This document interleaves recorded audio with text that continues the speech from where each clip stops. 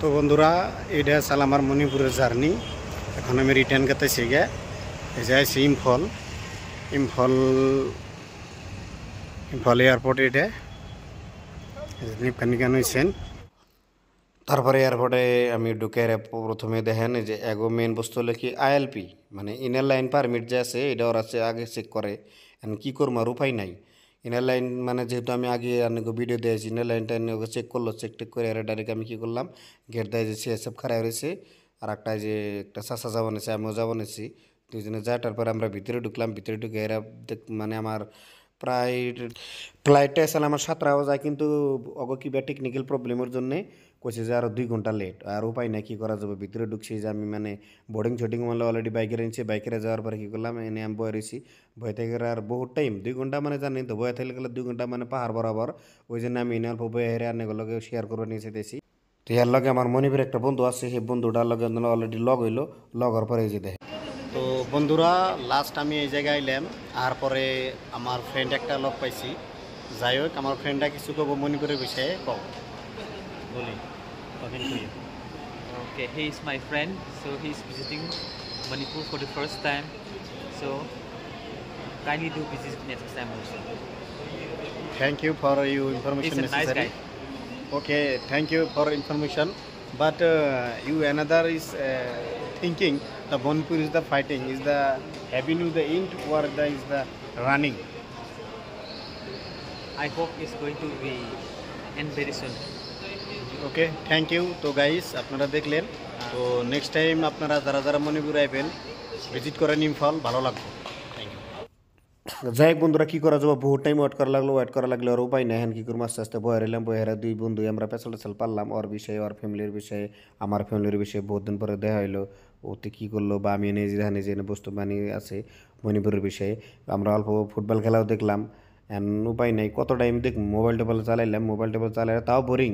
এমনিতে সে মানে যে 2 ঘন্টা টাইম যে ওয়েট করবো নিচ্ছি, এনকার যে যত যখন মানুষগুলো ওয়েট করছে, মানে সবাই মানে বোরিং হয়ে গেছে গা। মানে জানেনই তো, মানে যে ধৈর্য ধরাটা সবের পক্ষে আজকালে মানে সবের হাতে টাইম নাই। ওই জন্যে তার মানে কেউ মানে আর অপেক্ষা করার জন্য মানে বহুত বোরিং পায়। আর উপায় নাই, কি আর করবো। রাইত হয়ে গেছে গা, এই যে দেন আগে অলরেডি মানে টাইম হয়ে গেছে গা। বোর্ডিং দিব বিলা কইছে 10 মিনিটের ভিতরে। যাকে মস্ত আস্তে গেলাম, এনে একটা মানে ক্যাফে আছে বা রেস্টুরেন্টে আছে, ভাবছি অল্প কপি খায় নই। এন উপায় নাই। হাই রে হাই দাম, এই যে দেখেন। উপায় নাই, দাম হইলে কি হবে, একটা কপির দাম 100 টাকা নেয়। বাইরে আমরা তো 20 টাকা পাই, কিন্তু 100 টাকা নেয়। যাই হোক, ফাস্টফুড মাস্টফুড খাবো না বলে অলরেডি মানে আগে আমি ভাত টাত খাইছি। কবি চবি খাই রে ভাবছি যে অল্প মানে জিরা পরে যে দেন আগে বোর্ডিং দিয়ে দিছে। বোর্ডিং দেওয়ার পরে আমরা আস্তে আস্তে যে বোর্ডিং করে ভিতরে ইন্টারভিউ বানিয়েছি। মানুষ টানুষ যতটুকুই মানে ইকোনমি ক্লাসে। বোর্ডিং হওয়ার পরে আমরা দেন আস্তে আস্তে যে ফেরা বাস দেয় একবার দিয়েছি, আর নাকি বাস দিয়ে মানে আমরা ফ্লাইটের ওনে যাবো নিছি। মানে যাহেরা ভাবছি যে যত জলদি পারে যায় যাবেন, মানে বেশি টাইম লাগে না। এন থেকে আনের 40-45 মিনিট লাগে গুয়াহাটি থেকে আনের ইম্ফল।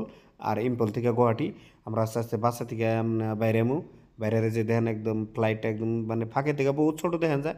যে আমরা নামলাম, নেমে বোর্ডিং শোডিং করলাম। বোর্ডিং শোডিং করে হেরে তার মানে ভিতরে ঢুকমু। আমি ভাবছি যে পাশের দরজাতে ঢুকমু, কারণ সামনে দরজা পাশের দরজা একই। এই যে আমরা ভাবছি অল্প সেলফি নিয়ে নিই, মজা লাগবে। মানে যাই হোক, মানে এত লাইটিং সাইটিং করছে মানে দিন বরাবর। এই যে আমার লগে মানে বহুত মানুষ আছে, গুয়াহাটির 2-3 জন লগ হয়েছে, আমার বন্ধুরা তো আছেই। তারপরে মস্ত মস্ত আমি ইকোনমি ক্লাসে গেলাম।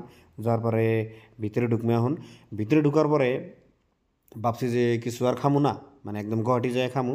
গুয়াহাটি যাওয়া খাওয়ার পরে আনে আস্তে আস্তে আমরা এই যে সিঁড়ি দিয়ে উপরে উৎপন্ন হয়েছি। লাইন ধরে যা লাগে জানি তো, সব বস্তু লাইন মানে ডিসিপ্লিনের একটা কথা আছে, যে আমিও পাশে যাবো নিছি। এই যে আস্তে আস্তে করে মানে আনের সিঁড়িতে উৎপন্ন হয়েছি। সিঁড়িতে উঠে চুটে হেরে আমরা ভিতরে ঢুকমু। ভিতরে ঢুকার লগে লগে তো একবার আনেকে দেখেছি, এই যে দেখেন সিঁড়িগুলো একদম মজা করে ওরা মানে পার্কিং করে, মানে এত সুন্দর করে পার্কিং করে। তারপরে যে দেখেন আঙ্গো এয়ার হোস্টেসটা মজা করে স্বাগত করবার নিছে এরা। যে তারপরে আমি ঢুকলাম।